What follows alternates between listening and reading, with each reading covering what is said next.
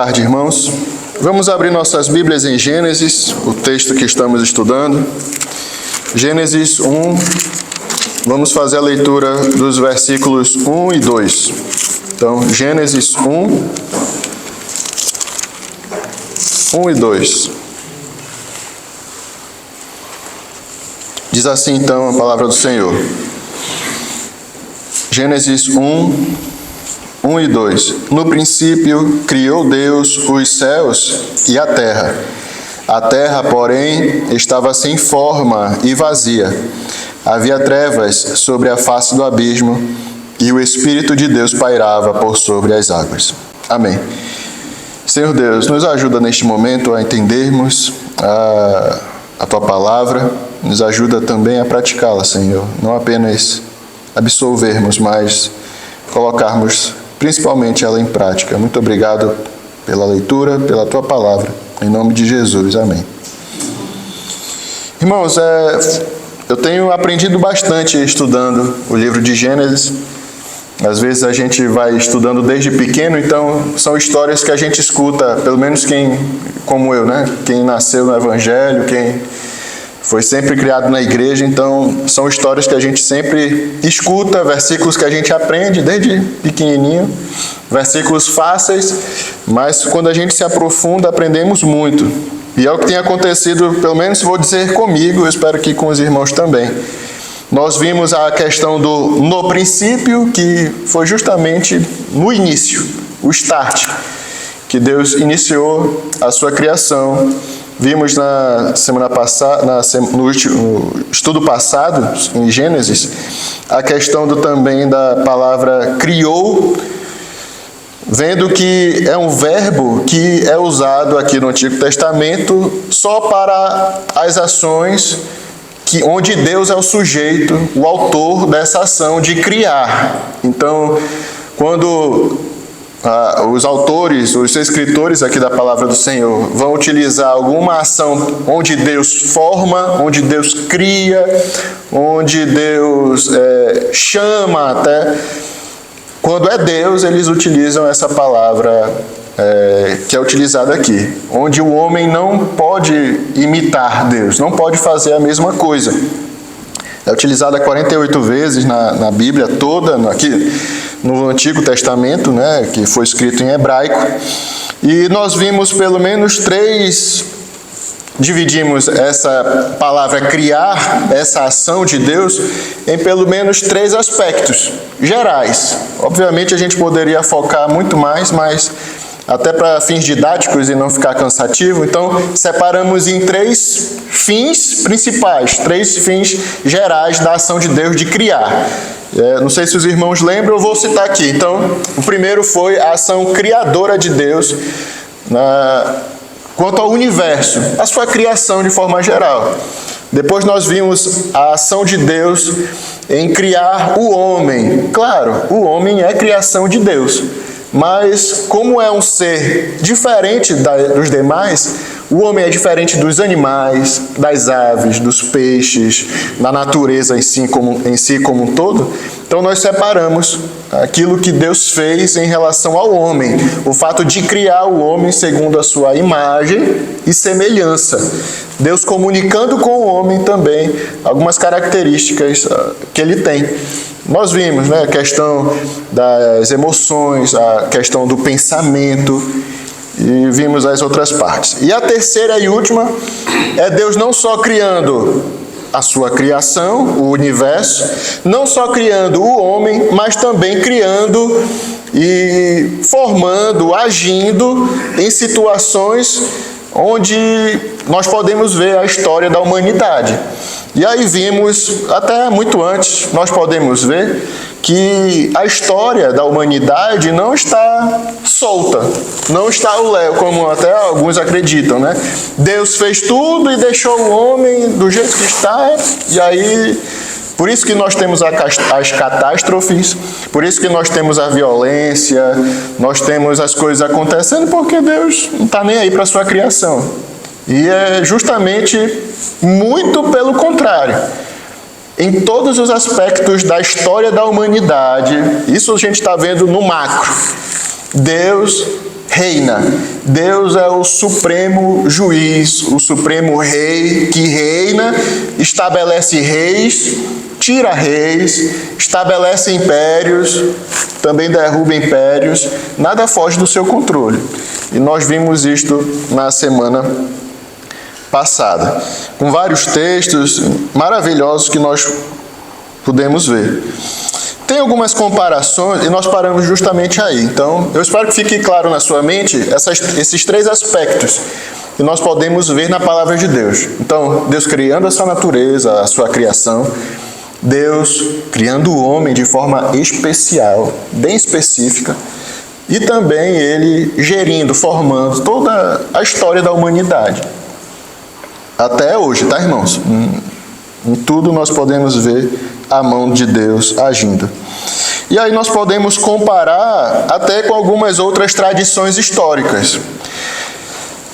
Pesquisando, nós temos o poema da criação na Mesopotâmia. É bem interessante você comparar a história da criação, a criação do mundo, com até outras histórias da antiguidade. Veja, tem um poema da criação na Mesopotâmia, eu não sei falar, mas é Enuma Elish, que é o mito da criação lá da Babilônia. Teve uma batalha lá entre o deus Marduk e o Tiamat, onde o Marduk derrota o Tiamat e cria o mundo a partir do seu corpo. E o livro de Gênesis descreve a criação em 6 dias, seguido de um dia de descanso. Enquanto esse poema da criação lá da Mesopotâmia, ele descreve a criação de 6 deuses e a escravização do homem para que os deuses tivessem um dia de descanso. Em ambos, a criação é feita pela mesma ordem, começando na luz e acabando no homem. Então veja, você compara, tem muita similaridade, assim, tem muita não, mas existem coisas similares. 6 dias, um descanso, Deus criando as coisas, a ordem. Mas é interessante que todas essas comparações de tradições, de mitos, de culturas antigas, você vê justamente deuses limitados. Primeiro, não é apenas um Deus, são deuses. E deuses que vieram a existir de alguma matéria, de alguma força pré-existente, uma força externa, uma matéria eterna. Não são deuses todos poderosos. São deuses que foram criados e partilham e, por algum motivo, criou-se a natureza como nós vemos hoje. Também lá na Suméria antiga, o mito da Suméria, o mito de Atrahasis, descreve a criação da humanidade a partir do sangue de um deus menor sacrificado. Então, uma coisa que a gente vai vendo e a partir de um sangue de um deus menor sacrificado. No Egito também nós temos algumas outras versões pelo deus Atum, que trouxe ordem do caos. Os deuses vieram ali do Nilo, das águas, prendiam os deuses, e aí quando eles se libertaram, do caos, eles conseguiram criar algumas coisas para que o homem pudesse servir a esses deuses. E aí você pode ver, irmãos, tudo isto, até eu falei, citei, mas é num sentido até, nós vamos ver até no futuro, são coisas que até blasfemam contra o Senhor Deus, né? O homem criando essas coisas que vão diretamente contra o poderio, a majestade, o reinado do nosso Deus. É tão bom sabermos que nós não viemos de um caos, de uma batalha, de uma briga de poder de deuses, que somos apenas capachos deles. É tão bom sabermos que a nossa vida não está entregue também ao Deus dará. Não. Nós existimos por um motivo. A criação foi feita por um motivo. E esse motivo, o principal, é que Deus quis. Deus decidiu revelar, e nós vamos ver daqui a pouco, a sua bondade, todo o seu poder, criando tudo isso que nós temos hoje em dia. O versículo continua, então, no princípio criou Deus os céus e a terra. Deus, quando ele vai falar aqui, Deus, o termo é Elohim, e é um termo e foi escrito no plural, como se fosse, né, num português bem claro, deuses. Mas não é no sentido que foram vários deuses, ou no sentido até de indicar a trindade de Deus. Não é neste sentido. Mas esse plural significa poder, força, indica que no princípio criou Deus, o Todo-Poderoso, o Deus que tem toda a força, tem toda a majestade, o Rei que reina, que é eterno. Esse poder, essa força fora do comum, esse Deus criou os céus e a terra. E é nesse sentido que está aqui escrito Deus. E depois vem os céus e a terra. Nós temos algumas versões, por exemplo, alguns acreditam que esse termo, os céus e a terra, indicam o começo absoluto de todas as coisas. Claro, fora de Deus. Então Deus era eterno, é eterno, né? Deus já existia antes do início de todas as coisas. E quando ele diz, no princípio criou Deus os céus e a terra, então quer dizer que nesse momento ele criou tudo. E você pode dizer, mas está certo. O problema é que essas pessoas acreditam, muitas delas acreditam que quando ele diz criou tudo, é no sentido que ele criou, inclusive, os seres espirituais, como anjos. Então, neste momento, quando ele criou todas as coisas, criou tanto as coisas visíveis como invisíveis. Criou junto todas as coisas. Então, Deus existia, Deus sempre existiu como um ser eterno, e aí, no princípio, pronto, temos aí a matéria formada para criar todo o universo, toda a sua criação. E também foi formado os anjos, os serafins, os querubins, toda ali a corte celestial. Outros acreditam que está em pauta a criação material e que a criação espiritual foi esquecida no tempo. Então, só está se referindo ao que foi criado materialmente, aquilo que nós podemos ver, enxergar, pegar. Outros limitam essa questão ao sistema solar, né? Então, no princípio criou Deus todo o universo, e aí deixou a Terra por fazer ainda, né? Não foi criado, ele não quis mexer ainda com a Terra, mas aí ele criou o universo.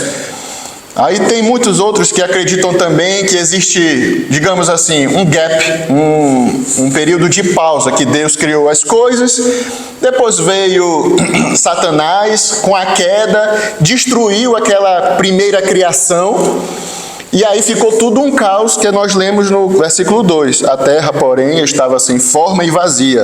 Havia trevas sobre a face do abismo, e o Espírito de Deus pairava sobre as águas. Então, isso acontece porque Deus criou uma primeira criação. Aí Satanás caiu, destruiu a terra. Até dizem, né? Destruiu os dinossauros, foi a extinção dos dinossauros. E aí foi preciso agora Deus criar tudo de novo, que é o restante da criação a partir do versículo 3.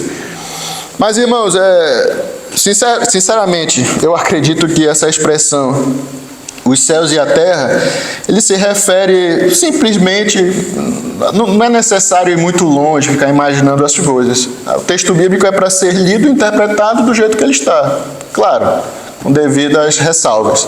Mas está escrito aqui, e nós podemos ver que se refere à criação de um universo organizado, belo, adornado, bonito, ajeitado, seguindo as regras físicas, né, das coisas, do jeito que nós conhecemos.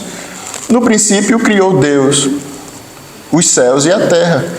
Aquilo que nós vivemos, o universo em que vivemos, e aquilo que ele quis nos manifestar, que nós sabemos. Deus é o causador de tudo isto, né? E aí vem no versículo 2, a terra, porém, estava sem forma e vazia. Deus criou, entenda, é como se fosse uma massa, né? Digamos assim, até alguns dizem, uma massa de terra e água, uma matéria informe, tudo misturado. E havia trevas sobre a face do abismo. Esse abismo aqui seriam as fontes de águas subterrâneas. O termo é este, né? Que ele vai citar. Então existia água, era água, de tudo misturado essa matéria, e o Espírito de Deus pairava por sobre o abismo, sobre as águas. E aqui o termo pairava é justamente a figura de um grande pássaro, uma grande ave, chocando ali os seus ovos. É como se o Espírito, e a palavra aqui Espírito de Deus é justamente um sopro, vento. Só que não podemos dizer, né, o sopro de Deus estivesse chocando. Aqui o termo está certo, o Espírito de Deus pairava por sobre as águas. É como se Deus tivesse criado tudo isto, essa matéria, e o Espírito de Deus estivesse ali chocando toda essa matéria, aguardando o momento em que Deus iria criar todas as coisas, preparando tudo isto para fazer aquilo que nós temos hoje. A natureza tão bela, o mundo mesmo todo ajeitado, seguindo as regras, as leis da física. E é isso que nós temos no versículo 1, versículo 2. É interessante, até talvez para os irmãos entenderem melhor, na Nova Versão Internacional vem dizendo assim, versículo 1, versículo 2. Eu acho que dá para colocar, pastor, dá para... Não sei se eu consegue aí, mas tem as versões aí que dá para mudar. A Nova Versão Internacional vai dizer assim: no princípio Deus criou os céus e a terra. Era a terra sem forma e vazia. Trevas cobriam a face do abismo e o Espírito de Deus se movia sobre a face das águas. Na linguagem de hoje, né, talvez esclareça até, no começo Deus criou os céus e a terra. A terra era um vazio sem nenhum ser vivente. E é isto que ele quer dizer. A terra estava vazia, essa matéria não tinha nada, era vazio, era um deserto. E estava coberta por um mar profundo, sobre as fontes de água. A escuridão cobria o mar e o Espírito de Deus se movia por cima da água. Então, acredito que com isso fica mais claro o entendimento para os irmãos. Irmãos, eu gostaria de trazer, pelo menos desses 2 versículos introdutórios, algumas aplicações para nós, para a nossa vida, aquilo que implica mesmo no nosso dia a dia. Onde é que entra esses 2 versículos naquilo que nós podemos meditar e, como nosso pastor dizia, ruminar durante a semana a palavra de Deus, pensando. A primeira coisa que eu destaquei, é claro, tem muitas, mas destaquei apenas 4. A primeira é: Deus é o Criador Todo-Poderoso, irmãos. O que nós podemos saber de Gênesis 1 e 2? Podemos começar com isto. Deus é o Criador Todo-Poderoso. Irmãos, Ele é a fonte de toda a criação. Ele é o único que, do nada, pôde criar tudo através de sua palavra, Cristo Jesus. Esse é o nosso Deus. Esse é o nosso Pai Celestial. Esse é mesmo, nós podemos dizer, é Ele que te formou, Ele que me formou. Nesses pequenos 2 versículos, claro, com auxílio de outros versículos da palavra de Deus, mas nós podemos ver até a Trindade agindo nela. Deus, o eterno, existindo na eternidade. O Filho, sendo a palavra, aquele que criou por meio da palavra, Deus criou todas as coisas. E lá em João nós sabemos quem é a palavra, o Verbo, Jesus Cristo. E o Espírito de Deus pairando, chocando, estando lá mesmo, né, preparando a matéria para essa criação total. Esse é o nosso Deus, o Criador Todo-Poderoso. A segunda coisa, irmãos, é que toda a criação depende do seu Criador. Mais uma vez eu posso dizer, a nossa criação não veio de um caos, não veio de um nada, né? Na verdade, nós viemos por causa desse Criador, desse Deus tão maravilhoso. Foi a sua própria vontade que criou através da sua palavra, e é através dele que toda a criação se sustenta. A palavra de Deus nos diz que nenhuma folha cai sem a permissão de Deus.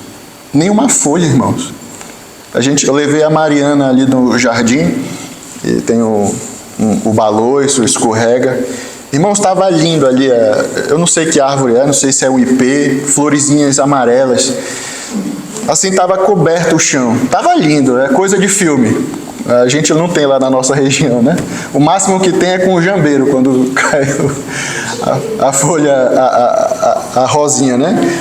Mas estava lindo, assim, a gente tirou foto caído, mas eu fiquei vendo como é que pode a palavra de Deus dizer que nenhuma folha cai sem a ciência, o conhecimento, sem a permissão de Deus. As estrelas no céu, você olha, Ele sabe cada nome. Ele cuida dos passarinhos. Jesus vai falar, olha, o passarinho não planta, não colhe, Deus cuida. Os lírios do campo, todas estas coisas. Quem é que gere? Quem é que está cuidando? É o Criador delas. É o Criador. Eu tento plantar aqui uma hortinha, né? Se eu não cuidar, meus irmãos, o mato cresce rapidinho, ainda mais com essa chuva. Então tem que estar todo o tempo arrancando ali o mato. Eu preciso estar cuidando, gerindo ali, senão o nosso Deus, Ele cuida. Ele criou pela sua vontade e Ele continua cuidando. Terceira coisa, irmãos, e aí é uma coisa interessante que nós podemos ver, e até atual. Terceira, Deus é o Deus que Ele é transcendente e não imanente. Algumas religiões acreditam que Deus está em tudo e todos. Nós temos as religiões, principalmente da Ásia.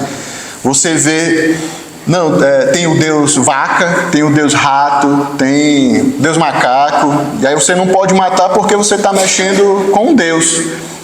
Eles veneram, né? Temos ali na Índia, temos o budismo, até culturas indígenas. Religiões antigas acreditavam da mesma forma, mas acreditam que Deus está em tudo e tudo é Deus, né? Tem a mãe terra, a mãe natureza, as forças que geram o mundo, né? A força do bem, a força do mal, mas que tudo é Deus e Deus é tudo, Deus está em tudo.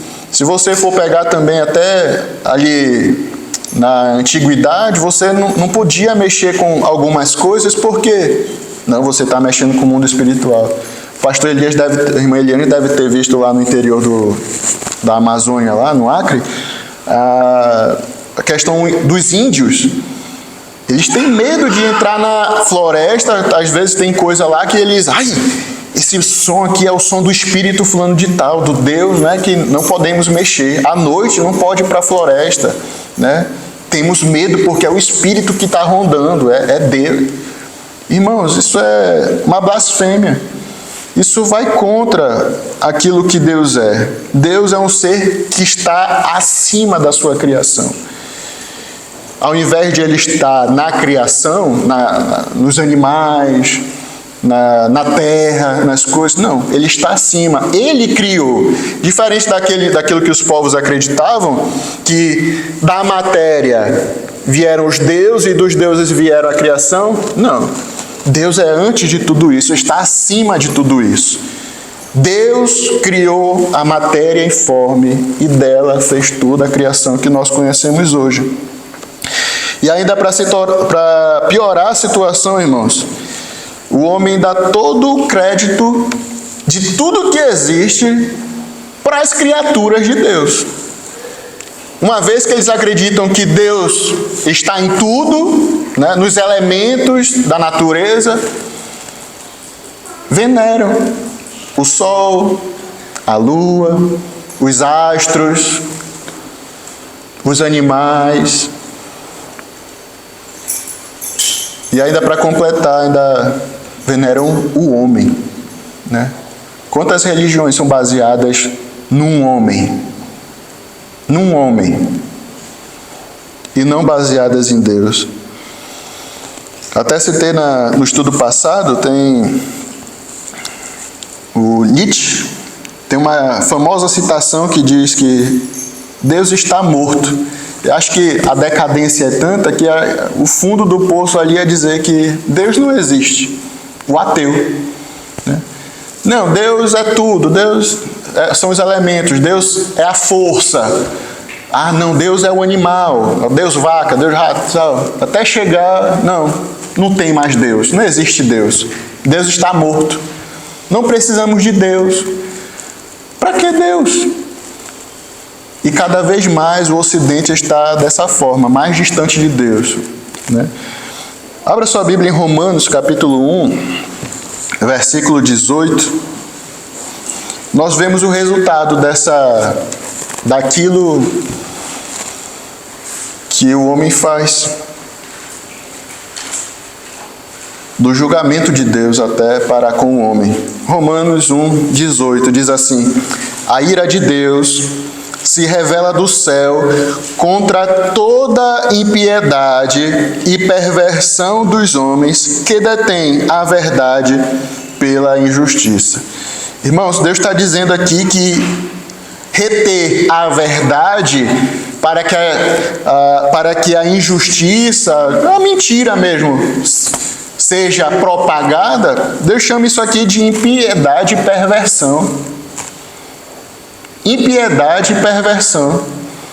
E é o que nós mais vemos hoje em dia. Nos nossos dias atuais, nós temos a internet, as coisas rodando aí em tempo recorde. O que acontece no Japão, eu já sei aqui no exato momento. O que acontece no Brasil, eu sei aqui também, no exato momento que acontece.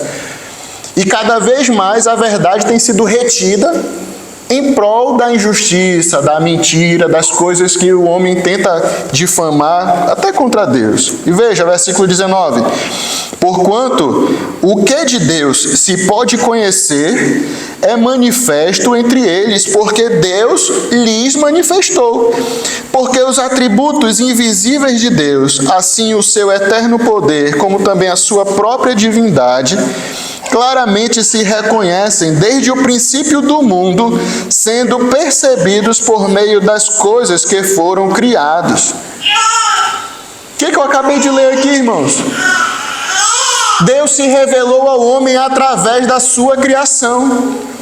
O salmista fala, olha, os céus proclamam, né, a majestade de Deus, e o firmamento as obras das suas mãos. Nós podemos saber que existe um Deus criador, existe um Deus todo-poderoso que formou todas as coisas, porque Ele revelou ao homem através da sua criação. E o que acontece com o homem? Ele retém a verdade pela injustiça, pela mentira, negando esse poder de Deus, a criação de Deus. E o que é esse homem para com Deus? Final do versículo 20. Tais homens são, por isso, indesculpáveis. Indesculpáveis. Se o homem diz que não há Deus, se o homem retém a verdade e diz que é uma mentira aquilo que Deus é, o seu poder, a sua existência, é perversidade, é uma impiedade, é um pecado contra o Senhor. E esse homem, ele é indesculpável. Versículo 21. Porquanto, tendo conhecimento de Deus, tendo o conhecimento de Deus, não o glorificaram como Deus, nem lhe deram graças, antes se tornaram nulos em seus próprios raciocínios, obscurecendo-lhes o coração insensato. Inculcando-se por sábios, tornaram-se loucos. Por isso que o pastor está dando Coríntios. Meus irmãos, a sabedoria de Deus é loucura para o homem. Na sua sabedoria, né, naquilo que ele acha que sabe, para Deus isso é loucura, irmãos. Isso não pode ser discernido pela carne, naturalmente, pelo homem natural, se Deus não revelar. E veja, Deus está dizendo que isso aqui, praticamente Deus está dizendo, isso é óbvio. O poder, a existência de Deus, a majestade dele foi manifesto. Isso aqui é uma afirmação, não é um sim e tal, não. Foi manifesto ao homem. Mas esse homem preferiu reter a verdade. Preferiu não dar louvor a esse Deus, não dar graças a esse Deus. Pelo contrário, versículo 23. E mudaram a glória do Deus incorruptível em semelhança da imagem de homem corruptível, bem como de aves, quadrúpedes e répteis. Trocaram essa imagem do Deus Todo-Poderoso por suas criaturas, por animais, pelo próprio homem. Irmãos, o juízo de Deus vai ser pesado. Tais homens são indesculpáveis. Eles têm responsabilidade por aquilo que estão fazendo, pelo que fizeram lá atrás, corrompendo até os outros. O conhecimento de Deus é algo notável através da sua criação.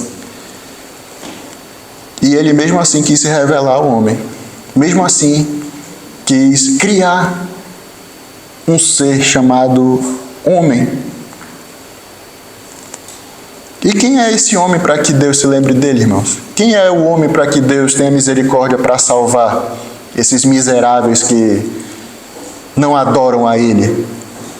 Uma vez que nós sabemos que todos nós andávamos desgarrados como ovelhas. Cada um se desviava pelo caminho. E mesmo assim, Deus teve misericórdia de te chamar, de me chamar, para o aprisco dele. Quem somos nós, irmãos, para reter essa glória dele? Reter toda a sua majestade?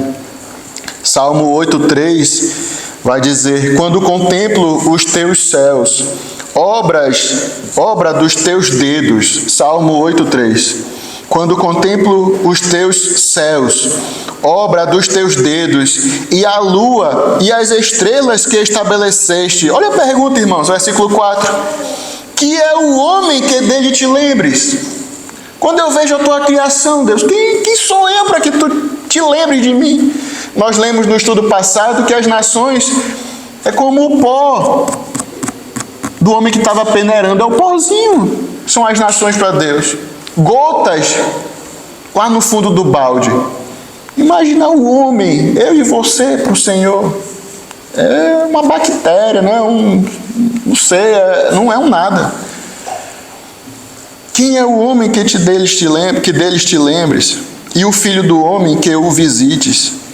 Salmo 53, 1 e 2 diz assim: diz o insensato no seu coração, não há Deus. Corrompem-se e praticam iniquidade, já não há quem faça o bem. Do céu olha Deus para os filhos dos homens, para ver se há quem entenda, se há quem busque a Deus. Porque esse homem acha que é alguma coisa, acha que tem poder, acha que tem dinheiro, acha que pode, que sabe alguma coisa, irmãos. Quem é o homem?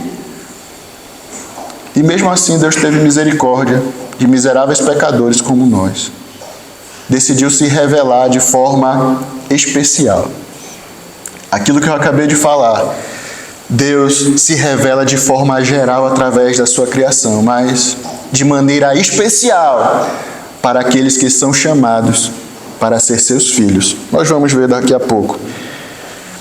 E é isso que nós podemos também completar. A quarta coisa, que é a ação criadora de Deus, demonstra que eu e você fomos planejados e formados por um propósito divino. Cada um, irmãos, tem um propósito de ter sido criado por Deus. Abra sua Bíblia em Salmo 139. Salmo 139, versículo 13. Salmo 139, 13, diz assim: pois tu formaste o meu interior Tu me teceste no seio de minha mãe. Graças te dou, visto que por modo assombrosamente maravilhoso me formaste. Irmãos, acho que todo mundo aqui praticamente já é pai, né? Só Manu e as crianças aqui que ainda não tem esse privilégio. Mas quando a gente foi ver, a gente chama de ultrassom, como é que é? Oi? Ecografia. Fomos fazer a ecografia da Mariana, né? Nossa primeira filha. Irmãos, tinha um mês, 5 semanas. Irmãos, quando o médico colocou lá o aparelho, irmãos, foi uma emoção tão grande ouvir o coração da Mariana batendo, parecia um cavalo, né? Assim, mas no sentido batendo forte, tum, tum, tum, tum, tum, tum. Chegou, botei no meu para comparar, como é que pode Deus formar um ser, e era menor que um grão de arroz, o médico falou, né? Assim, menor. E mesmo assim o coração já, você vê os batimentos, ter vida ali. Como é que pode, irmãos? Por isso que eu concordo muito, é claro, é a palavra de Deus, mas ele resumiu tudo o que é a formação do ser humano. O que é a vida do ser humano, desde a sua concepção? Graças te dou, visto que por modo assombrosamente maravilhoso me formaste. É algo assombroso. As tuas obras são admiráveis e a minha alma o sabe muito bem. Essa é uma afirmação que nem todos nesse mundo podem fazer. A minha alma o sabe muito bem. Nem todos sabem muito bem. Davi podia dizer isso. Eu posso dizer isso. Talvez você possa dizer isso. Mas lá fora tem muitos que não podem. Não consideram o Senhor. Não rendem graças a esse Criador tão maravilhoso. Os meus ossos não te foram encobertos quando no oculto. Os meus ossos não te foram encobertos quando no oculto fui formado e entretecido como nas profundezas da terra.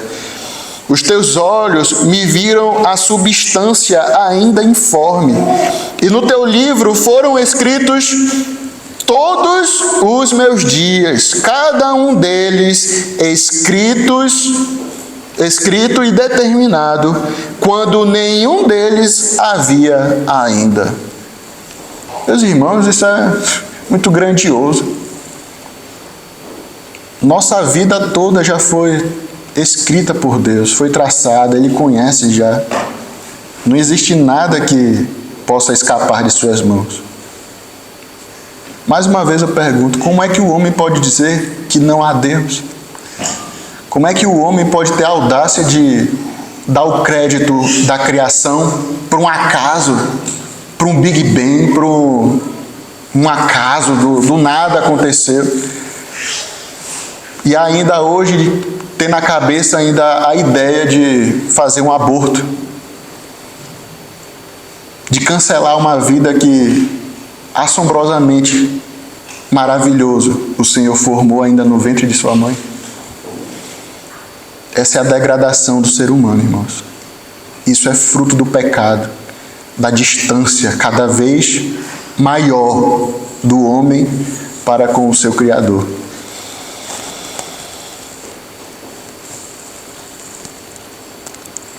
Salmo 22, versículo 9. Salmo 22, 9 diz assim: Contudo, tu és quem me fez nascer e me preservaste, estando eu ainda ao seio de minha mãe. A ti me entreguei desde o teu nascimento, desde o ventre de minha mãe. Tu és meu Deus. Quem é que faz nascer, irmãos? Foi tão bonito ver o testemunho da irmã Angelina, né? A gente passou pelo Josué aqui há quase 8 meses atrás. Mas quem é que faz nascer esses bebês? Quem é que tem o poder da vida de fazer um ser humano nascer de outro ser humano? É Deus. Jeremias, capítulo 1, versículo 4. Jeremias 1, 4. A mim me veio, pois, a palavra do Senhor, dizendo: antes que eu te formasse no ventre materno, eu te conheci, e antes que saísses da madre, te consagrei, e te constituí profeta às nações. Meus irmãos, é tão maravilhoso quando podemos ter a certeza, não é nem ideia, não é nem um achismo, mas é certeza que nós fomos criados por um poder sábio, por um Deus sábio, que tem um propósito para cada um. E para finalizar, irmãos, é tão maravilhoso quando pensamos que, além do propósito de Ele nos dar a vida, o fôlego de vida, de existir nesse mundo, além disso, Ele nos escolher para não apenas sermos Suas criaturas, mas sermos também chamados Seus filhos. Seus filhos. O homem nasce pecador e morre com os seus pecados, morre na carne. É inimigo de Deus. Está separado de Deus por causa desse pecado. Mas mesmo assim, por causa da desobediência de Adão, por causa do pecado que reina, no coração dos pecadores, mesmo assim Deus escolheu ao seu povo, alguns poucos, para serem chamados seus filhos. E graças a Deus eu posso dizer que eu sou um desses. Você pode dizer que você é um desses? Além dele te criar, também ele te chamou, te escolheu para ser o seu filho. Fez uma segunda criação dentro de você. Ele te regenerou, te deu vida, estando você morto em delitos e pecados. Veja, 1 Crônicas, capítulo 17. É interessante, irmãos, um exemplo aqui de Davi e a oração de louvor. Desculpa, pastor. 2 Samuel, capítulo 7. 2 Samuel, capítulo 7. É muito interessante a oração de Davi. E aí nós temos ali a resposta do Senhor. Veja, Davi está querendo construir um templo ao Senhor. Veja, o Senhor tinha ali a Arca da Aliança, que ficava ali, não tinha casa fixa, ficava ali primeiramente num tabernáculo, depois foi para casa de outras pessoas. E aí Davi quer dizer: olha, eu habito em palácios, eu habito aqui na minha casa luxuosa, e o Senhor habita em tendas. E ele quis criar um templo dedicado ao Senhor. Veja a resposta do Senhor a Davi. Agora, pois, 2 Samuel, capítulo 7, versículo 8.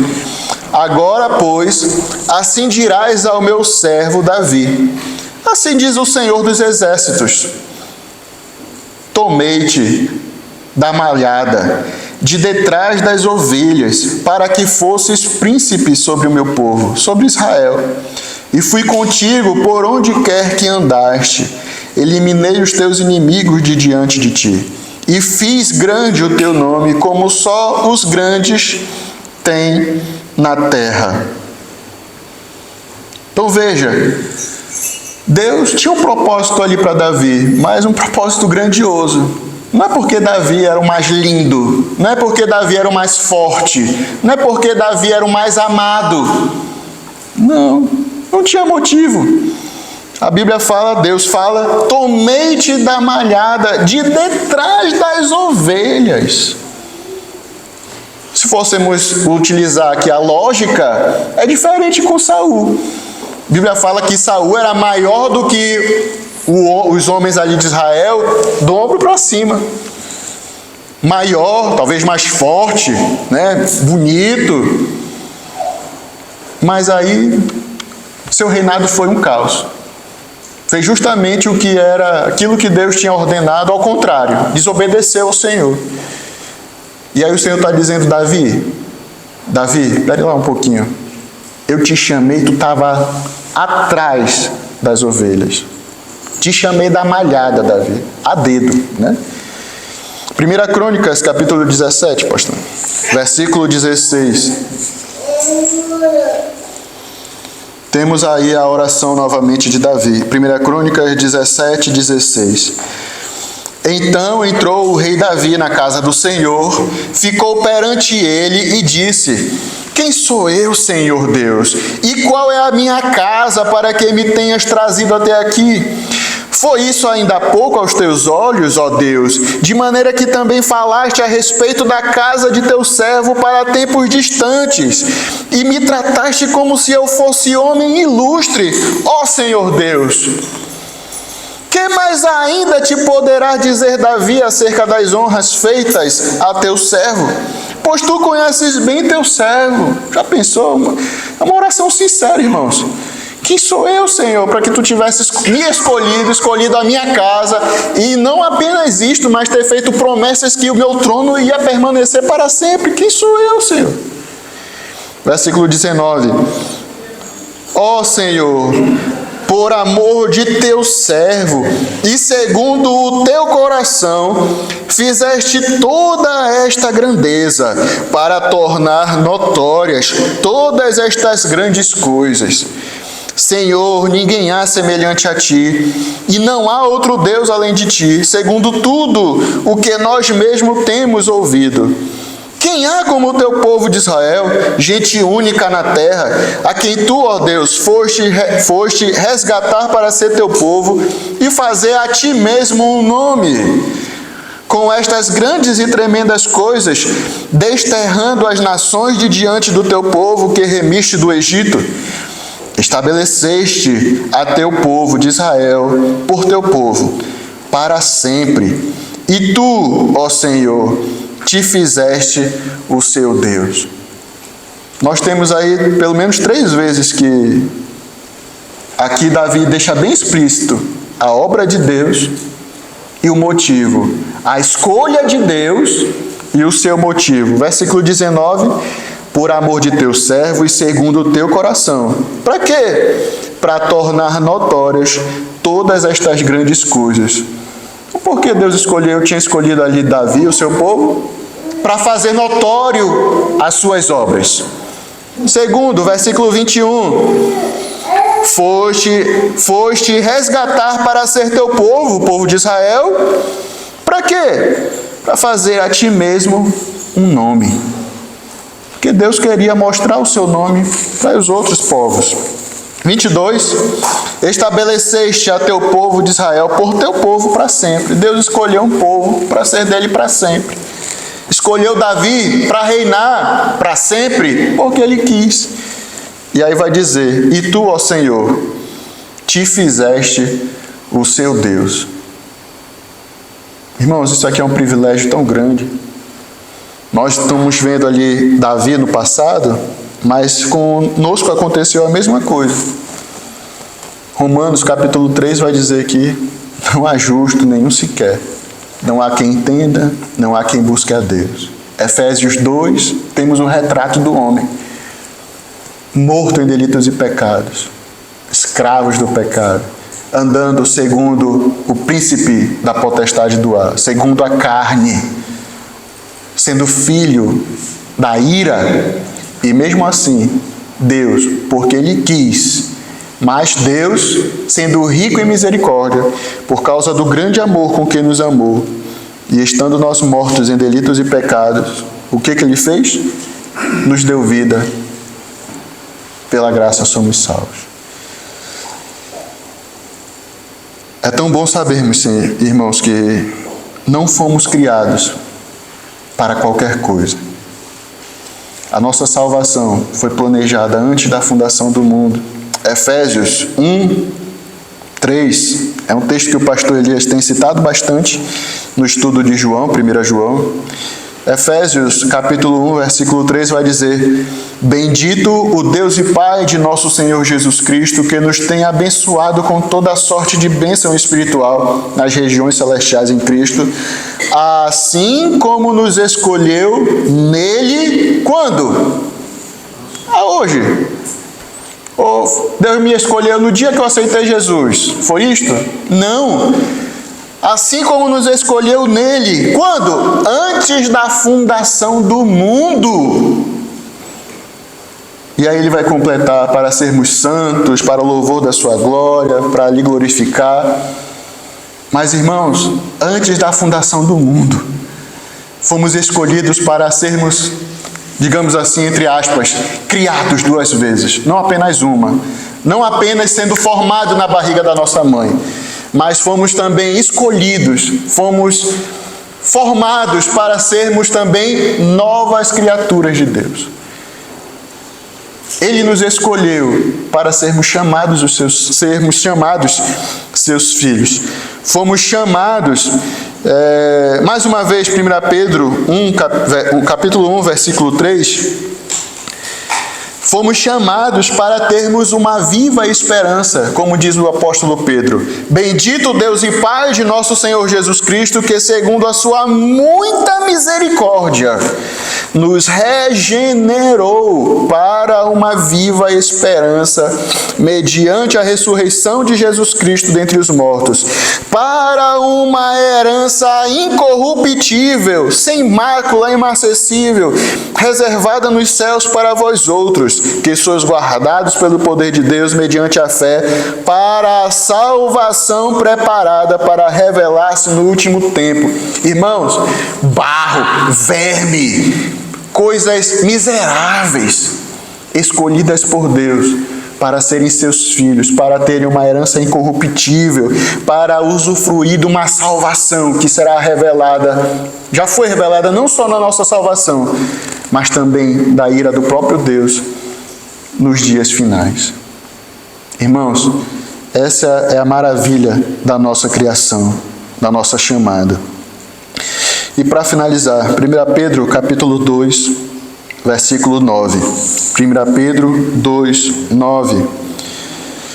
Vós, porém, sois raça eleita, sacerdócio real, nação santa, povo de propriedade exclusiva de Deus, a fim de proclamardes as virtudes daquele que vos chamou das trevas para a sua maravilhosa luz.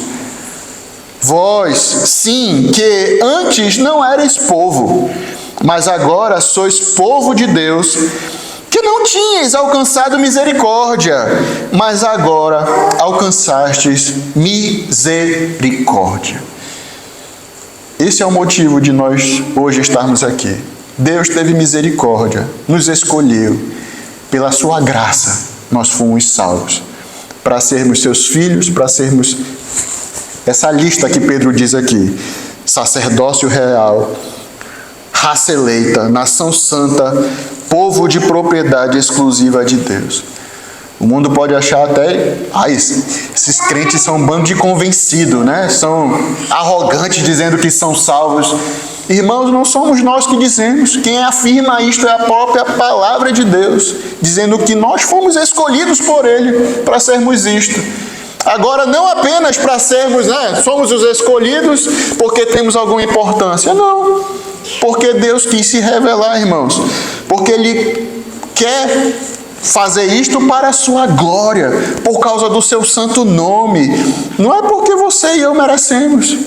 Nós merecemos a morte eterna.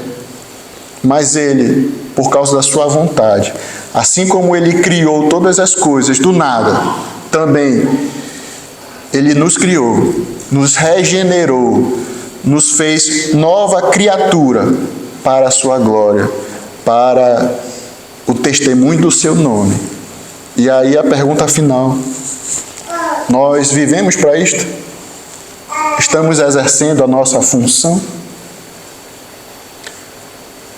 O catecismo diz que, a pergunta, o homem foi criado para quê? Para a glória de Deus. Muito bem. Estamos vivendo para a glória de Deus? Como filhos de Deus, como escolhidos por Ele?